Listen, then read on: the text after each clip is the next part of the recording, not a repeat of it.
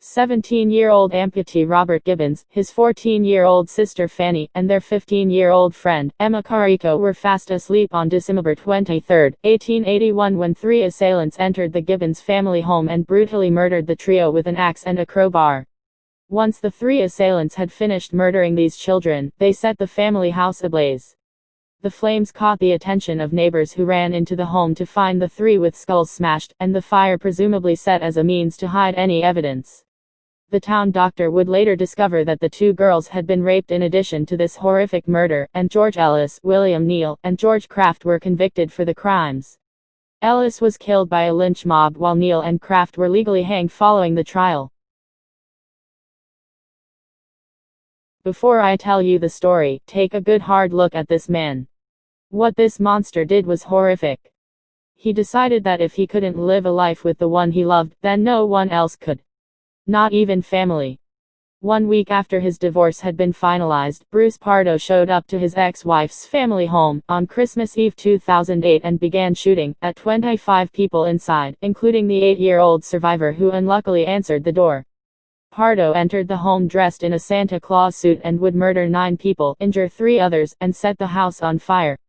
Pardo's ex-wife, both of her parents, her 2 brothers and their wives, her sister, and her nephew were the unfortunate victims of his murder spree. The following morning on Christmas Day, Pardo would die from a self-inflicted gun wound to the head. Blumhouse.com's own Alice Wax wrote a wonderful piece dedicated entirely to the Los Feliz murder mansion's grim origins, but this list would be incomplete without this historic infamous murder.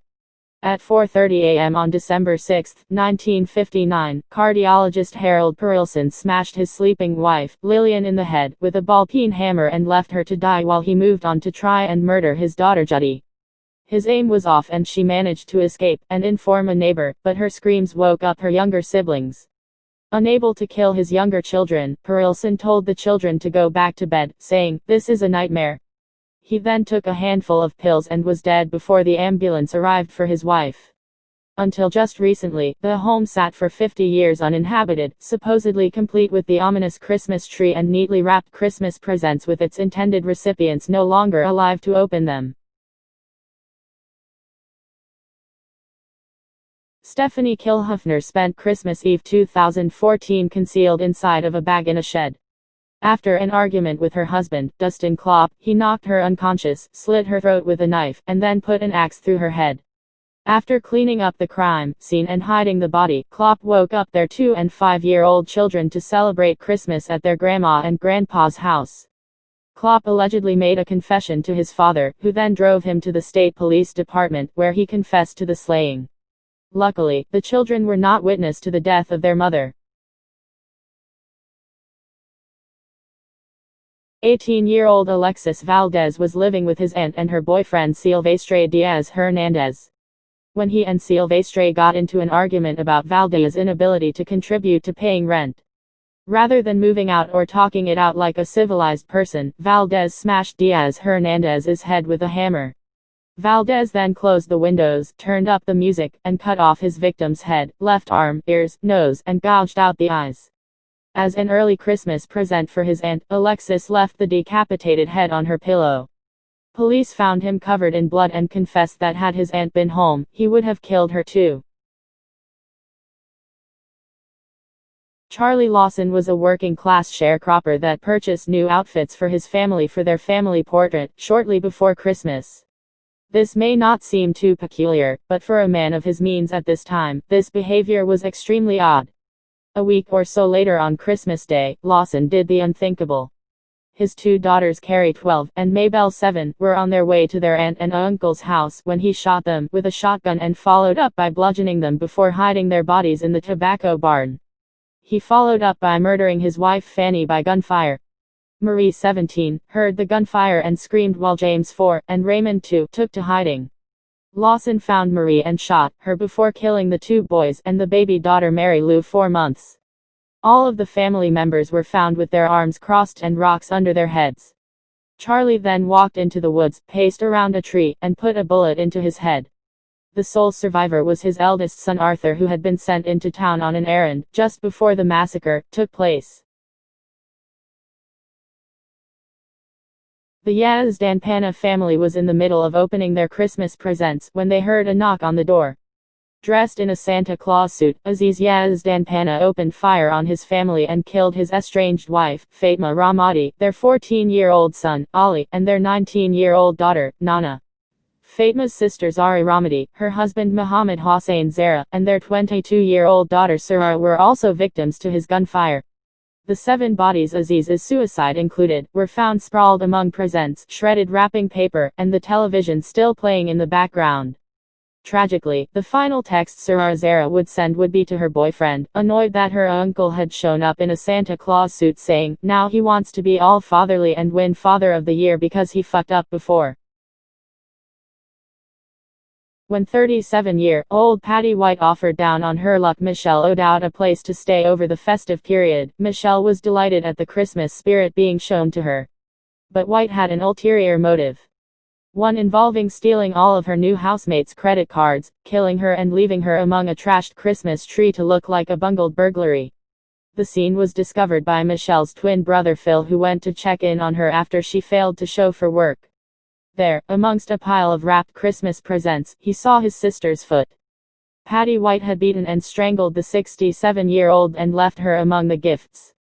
She would receive a 45-year sentence from a South Carolina judge for her vile crime.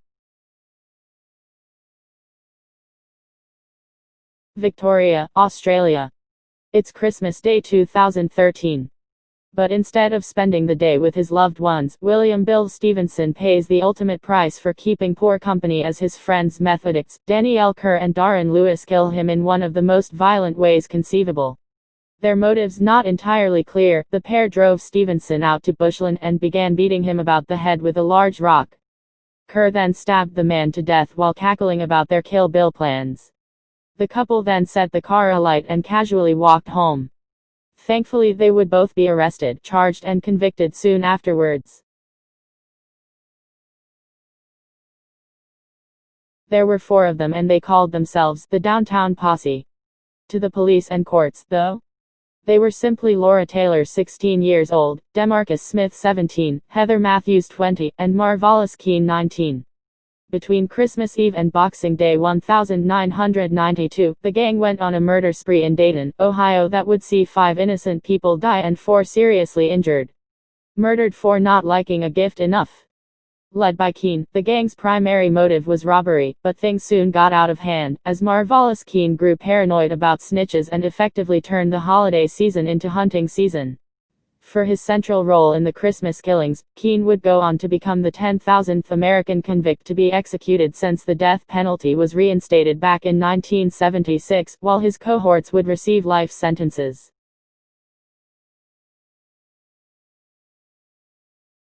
Joanna Yates' disappearance a week before Christmas in 2010 made local news in Bristol almost immediately.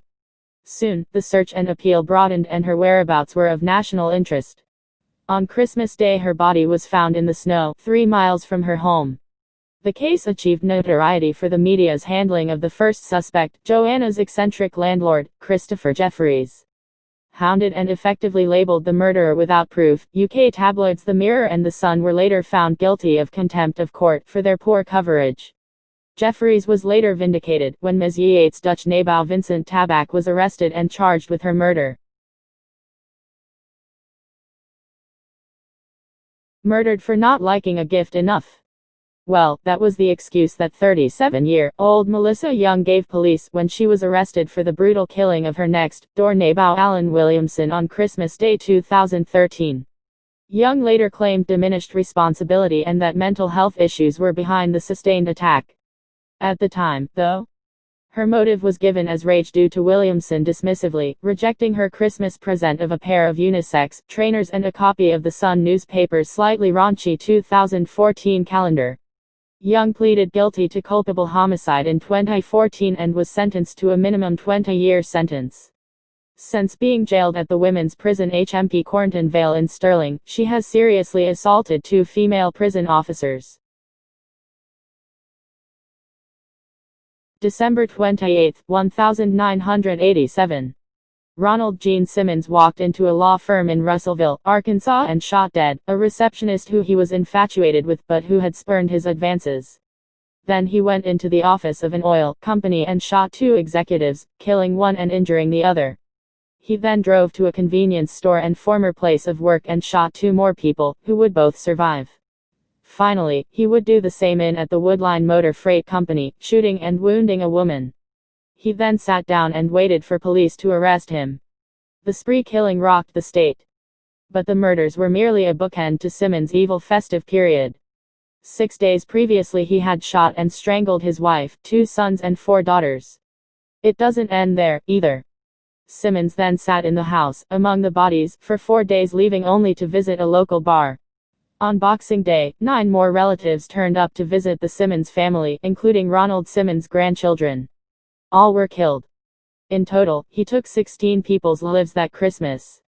On the 25th of June 1990, then Arkansas Governor Bill Clinton signed Simmons' execution warrant, and he was killed by lethal injection. Christie Bamu was just 15 when he was tortured and drowned in a bath by his own sister Magali and her twisted boyfriend Eric Bikubi. It was Christmas Day 2010 when the couple finally killed poor Christie, after a sustained and brutal 4-day torture session at their flat in Newham, London. When his body was found, more than 130 separate injuries were counted. The 20-something Congolese couple's excuse? They believed Magali's younger brother was a witch.